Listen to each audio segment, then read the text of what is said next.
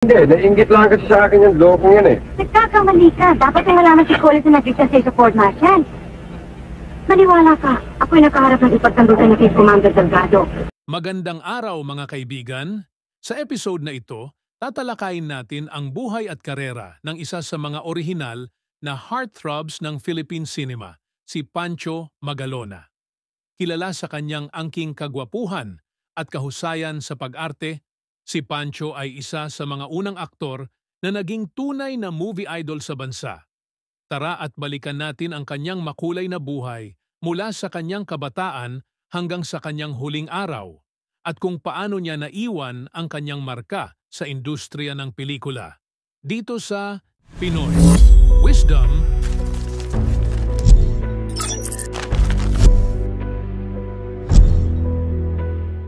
Si Enrique Gayoso Magalona Jr., na mas kilala bilang Pancho Magalona, ay ipinanganak noong January 22, 1923 sa Negros Occidental.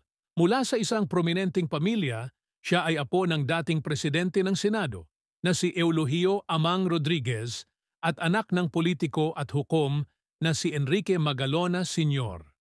Sa kabila ng kanyang marangyang pinagmulan, pinili ni Pancho na tahakin ang mundo ng showbiz, isang desisyon na hindi inaasahan ngunit naging daan upang siya ay makilala bilang isa sa mga pinakamatagumpay na aktor ng kanyang panahon.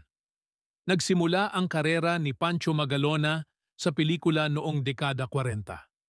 Sa tulong ng kanyang kaakit-akit na hitsura at likas na talento, agad siyang nakilala at naging paborito ng mga direktor at manonood.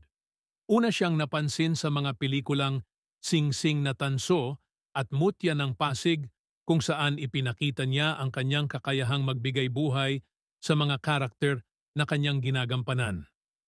Noong dekada 50, si Pancho ay isa sa mga pinakatanyag na aktor sa ilalim ng LVN Pictures, isa sa mga nangungunang film studios sa Pilipinas noong panahong iyon. Ang kanyang pinakasikat na pelikula ay ang Biyaya ng Lupa noong 1959, isang pelikulang tumatalakay sa mga pagsubok at tagumpay ng isang pamilyang magsasaka. Ang pelikulang ito ay nagbigay sa kanya ng mas malawak na pagkilala at nagpapatibay sa kanyang posisyon bilang isang nangungunang aktor ng kanyang panahon. Sa kabila ng kanyang kasikatan, hindi rin naiwasan ni Pancho ang mga kontrobersya. Ang kanyang relasyon at kasal kay Tita Duran, isa sa mga sikat na aktres noong panahon na iyon, ay laging laman ng mga tabloid. Marami ang sumubaybay sa kanilang buhay bilang mag-asawa dahil sa kanilang status bilang power couple ng pelikulang Pilipino. Bagamat may ilang intriga na tumutok sa kanilang relasyon, nanatili silang matatag at nagkaroon ng maraming anak, kabilang na si Francis Magalona, na kalaunan ay magiging isang alamat din sa larangan ng musika. Sa kanyang pag-usbong sa industriya, patuloy na ipinakita ni Pancho Magalona ang kanyang versatility sa pagganap ng iba't ibang uri ng karakter. Hindi lamang siya naging aktor ng mga romantikong pelikula, kundi napatunayan din niya ang kanyang husay sa drama at aksyon. Sa kabila ng mga bagong sumisikat na artista, nanatiling relevant si Pancho sa mundo ng pelikula hanggang sa kalagitnaan ng dekada 60. Nagpatuloy ang kanyang karera sa pag-arte hanggang sa mga huling taon ng kanyang buhay, ngunit nagdesisyon din siyang tumutok sa kanyang pamilya at ibang negosyo kaya't unti-unting nabawasan ang kanyang mga proyekto sa pelikula.